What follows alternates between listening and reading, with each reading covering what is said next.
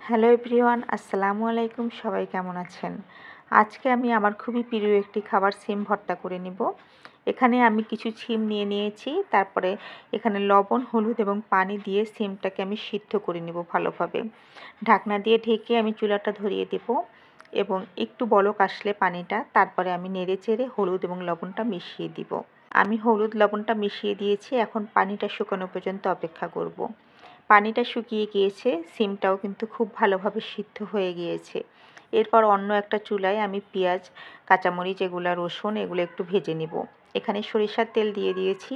সরিষার তেল দিয়ে ভর্তা, যে কোনো ভর্তা করলে কিন্তু খেতে অনেক ভালো লাগে। এখানে রসুন, কাঁচামরিচ, পেঁয়াজ এবং শুকনো মরিচ দিয়ে দিয়েছি। সরিষার তেল কম হয়েছে, আরও একটু সরিষার তেল দিতে হবে। আমি আরও একটু সরিষার তেল এখন দিয়ে দিব। তো সরিষার তেল দিয়ে দিলাম। আর এই যে কাঁচামরিচ এবং পেঁয়াজ যে দিয়েছি, এটা আমি খুব বেশি ভাজবো না, অল্প ভেজে নিব। আমার যে সিদ্ধ করা সিমটা রয়েছে সেটাও কিন্তু আমি এখানে দিয়ে অল্প করে ভেজে নেব। অনেকে আছেন সিম ভর্তার ক্ষেত্রে সিম ভর্তা বেটে অথবা ব্লেন্ড করার পরে একটা বাগার দিয়ে নেন।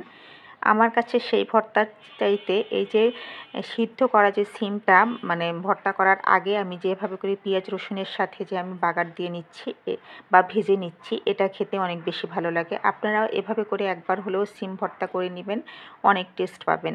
আমি 2 মিনিটের মতো সিমটা ভেজে নিয়েছি। এখন আমি এতে ধনেপাতা অ্যাড করে দিব। আমি একটু বেশি পরিমাণে ধনেপাতা দিয়েছি, কারণ সিম ভর্তায় ধনেপাতার ফ্লেভারটা কিন্তু অনেক বেশি ভালো লাগে। এখন আমি আরও 1 থেকে 1.5 মিনিটের মতো এই ধনেপাতাটা একটু এই সিমের সাথে ভালোভাবে মিশিয়ে ভেজে নেব। খুব বেশি ভাজবো না, কারণ খুব বেশি ভাজলে ধনেপাতার যে স্ট্রং একটা ফ্লেভার থাকে সেই ফ্লেভারটা চলে যাবে। এ কারণে 1 থেকে 1.5 মিনিটই এনাফ, আমি মনে করি এটা ভেজে নিলেই হয়ে যাবে। আর আজকের সিম ভর্তাটা কিন্তু আমি পাটায় বেটেই ভর্তা করে নিব। পাটায় বেটে যে কোনো ভর্তা করে নিলে সেই ভর্তার টেস্ট কিন্তু অনেক বেশি হয়। চাইলে ব্লেন্ডারেও আপনারা করে নিতে পারেন, তবে আমার কাছে পাটায় বাটা ভর্তা খেতে অনেক বেশি ভালো লাগে, যদিও অনেক কষ্টকর। তারপরও আমার আম্মুকেও সবসময় দেখেছি, সে যে কোনো ভর্তা করলে কিন্তু সবসময় পাটায় বেটেই করে নিত।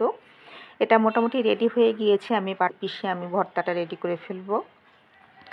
আমার কিন্তু হয়ে গিয়েছে, আমি পাটায় পিষে ভর্তাটা রেডি করে নিয়েছি। এখন আমি একটু মেখে টেস্ট করে নিব যে লবণ বা কোনো কিছু লাগবে কি না।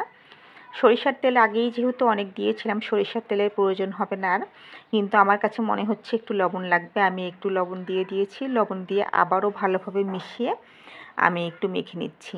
সিম ভর্তা কিন্তু মোটামুটি রেডি হয়ে গিয়েছে। আপনাদের আজকের সিম ভর্তার রেসিপিটি কেমন লাগলো আপনারা অবশ্যই জানাবেন।